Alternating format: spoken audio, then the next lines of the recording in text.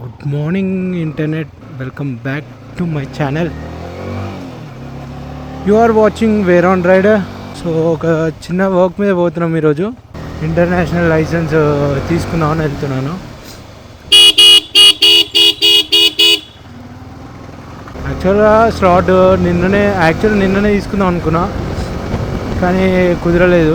So maybe compulsory అని కాదు, international licence compulsory ఏమంతా కాదు. సో మామూలు లైసెన్స్ కూడా వాడచ్చు అక్కడ.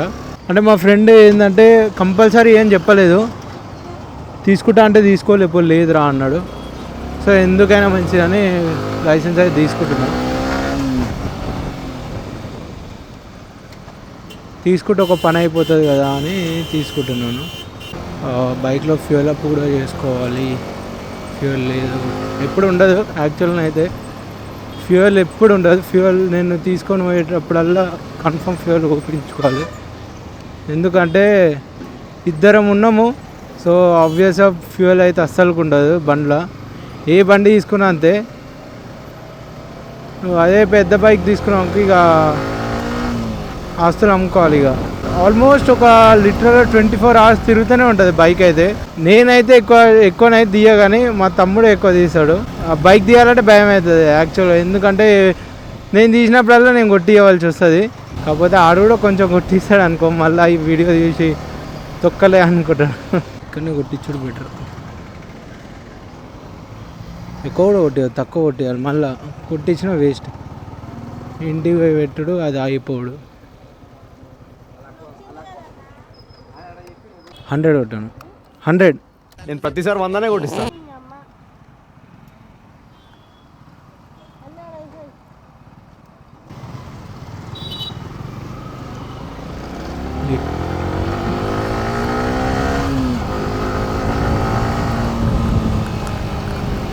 అండ్ ఇంకోటి ఏంటంటే ఇది ఎంత కొట్టించినా ఏం కాదు. అంటే మరీ కంప్లీట్గా నిల్ లేకుండా ఒక పాయింట్ పెట్టుకుంటే ఎగ్జాక్ట్ మంచిగా ఉంటుంది. ఎందుకంటే ఇది ఆబ్వియస్గా 50 మైలేజ్ ఇస్తుంది. అందరూ షాక్ అవుతారు, కానీ కంపల్సరీ ఇది 50 ఇస్తుంది మైలేజ్ అయితే. అంటే మనకు సిటీలో నడుపుతానైతే ఇది ఎట్టువడ 45 అయితే కన్ఫర్మ్ ఇస్తుంది. అంటే ఇప్పుడైతే ఫోటో దిగనీకి వెళ్తున్నాను. మనం ఒక ఫోటో తీసుకోవాలి. ఒక ఫోటో దిగనీకి వెళ్తున్నాను లైసెన్స్ కోసం. ఆ ఫోటో దిగితే అయిపోతుంది.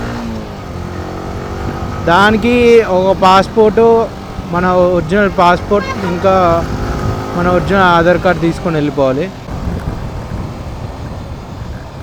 మోటో వ్లాగింగ్లో కంపల్సరీగా స్టార్టింగ్ నీకు ఇన్వెస్ట్మెంట్ చాలా అవుతుంది. అది ఫర్ ష్యూర్. ఇన్వెస్ట్మెంట్ అయితే 100% అవుతుంది మోటో వ్లాగింగ్లో. నీకు ఇన్కమ్ ఇన్సోర్స్ అయితే అంతగానం ఏముండదు నన్ను అడిగితేనైతే. ఎప్పుడైతే నీ ఛానల్ చాలా హైప్ అవుతుందో అప్పుడే నీకు ఇన్సోర్స్ అనేది ఎక్కువ ఉంటుంది. అప్పటిదాకా నీకు అవుట్ గోయింగ్గా ఉంటుంది, కానీ ఇన్కమింగ్ ఏమి ఉండదు. ఇక అప్పుడు నేను మనీ గురించి మాట్లాడుతున్నా. అదంతా సైడ్ పెట్టుకొని నీకు నచ్చితే చెయ్యి, ఏం కాదు. అవుట్కమ్ గురించి ఆలోచించకుండా డైరెక్ట్ నీకు నచ్చింది కాబట్టి చేస్తే బెటరు. లైసెన్స్ అనేది, ఇంటర్నేషనల్ లైసెన్స్ అనేది కంపల్సరీ అని నాకు కూడా తెలియదు ఎగ్జాక్ట్గా. కాకపోతే మా ఫ్రెండ్స్ అయితే చెప్పారు అంత అవసరం ఏం లేదు, కానీ కాకపోతే తీసుకొని పోతే బెటరు. మన సైడ్ నుంచి ఏది రావద్దు. సో అందుకని అన్నీ కంప్లీట్గా ఉండాలి. అన్ని డాక్యుమెంట్స్ కరెక్ట్ ఉంటే మనకు భయం ఉండదు. ఎందుకంటే కొత్త ప్లేస్ పోతున్నాం కాబట్టి ఎవ్రీథింగ్ షుడ్ బి క్లియర్.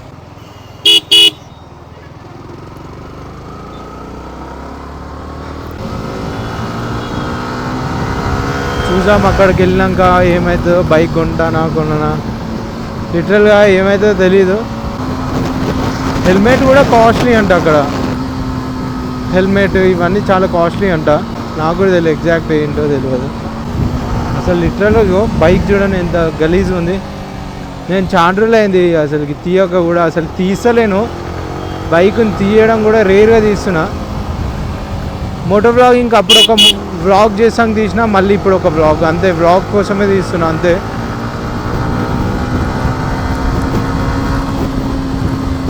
ఎక్కువ శాతం అయితే మా డాడీ బైకే వాడుతున్నా ఇప్పట్లోనైతే.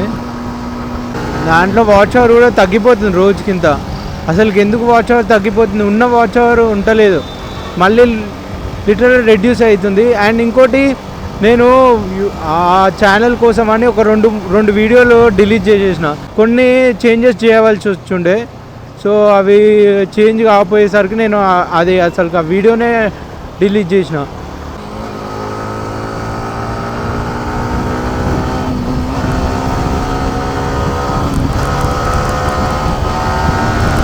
మనస్ఫూర్తిగా అసలు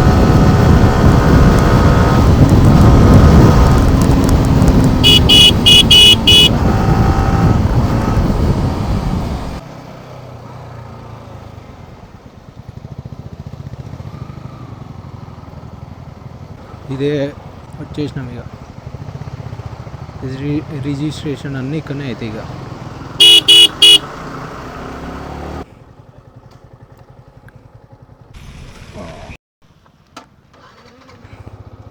సో ఇప్పుడే కంప్లీట్ చేసుకుని ఉండే,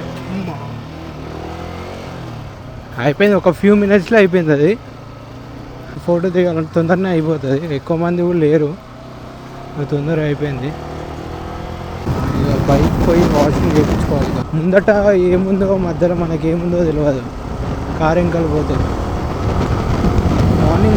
మార్నింగ్ కాబట్టి ఏం కాదు, కానీ ఇక నైట్ అయితే కష్టమే. ఇక కార్ వెనకాల పోయినాం అనుకో, ఏడ ఏ గుంత ఉంటుందో తెలియదు. అసలుకి నేకెడ్ అయితే ఏమంతా ఉండదు, స్పోర్ట్స్ కాబట్టి అసలు కొంచెం మొత్తం కిందికి క్లీన్ అవుతాం కాబట్టి ఏమైనా సడన్గా పెద్ద బంప్ వచ్చింది అనుకో కథం, ఎగిరి పడతాం. అయినోడి బైక్స్ ఎక్కువ రోజులు నడపలేము, అసలు ఎక్కువ రోజులు ఉన్నది అనుకో మన దగ్గర బ్యాక్ పెయిన్ ఈ కంపల్సరీ వస్తుంది. కంప్లీట్గా లీన్ కాకుండా ఇక ఇట్లా ఉండాలి అప్పుడప్పుడు.